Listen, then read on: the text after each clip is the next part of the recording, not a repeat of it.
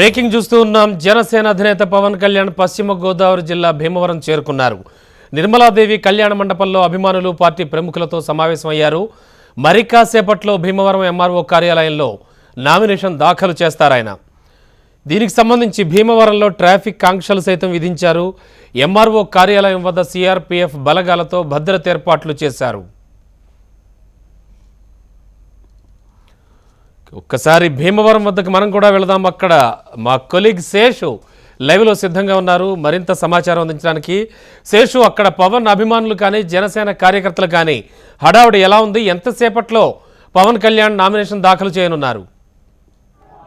Bhimavaram MRO కార్యాలయం వద్ద Pawan nomination నేపథ్యంలో సందడి వాతావరణం నెలకొంది. మనం ఒకసారి భీమవరం ఎంఆర్ఓ కార్యాలయం దగ్గర చూడవచ్చు. జనసేన కార్యకర్తలు సందడి, కోలాహలం, నినాదాలు మనం ఒకసారి విజువల్స్లో చూడవచ్చు. మరి కాసేపట్లో అంటే ఒకటిన్నర ప్రాంతానికి ఎంఆర్ఓ కార్యాలయానికి పవన్ కళ్యాణ్ చేరుకుంటారు. ఆయన నేరుగా ఎంఆర్ఓ కార్యాలయంలోకి వెళ్ళి నామినేషన్ సమర్పిస్తారు. ఈ నేపథ్యంలో భారీగా ఇటు జనసేన కార్యకర్తలు, అభిమానులు కూడా ఎంఆర్ఓ కార్యాలయం వద్ద చేరుకుంటున్నారు.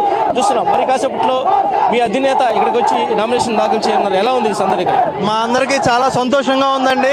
అది మా భీమవరం నియోజకవర్గంలో పవన్ కళ్యాణ్ పోటీ చేయడం యువత అందరూ ఎంతో ఆనందంగా, ఒక్క యువతే కాదు మహిళలు, దళితులు అందరినీ కలుపుకునే రాజకీయం చేస్తున్నాడు పవన్ కళ్యాణ్. పవన్ కళ్యాణ్ని అందరూ భారీ మెజారిటీతో భీమవరంలో ఎప్పుడు ఎన్నడూ ఏ చోట కూడా ఎవరికి రానంత మెజారిటీతో పవన్ కళ్యాణ్ని గెలిపించుకుంటామని యువత ఒకటే కాదు మహిళలు అందరూ పిల్లలతో సహా మొత్తం అందరూ పవన్ కళ్యాణ్ వెంటే ఉన్నారు.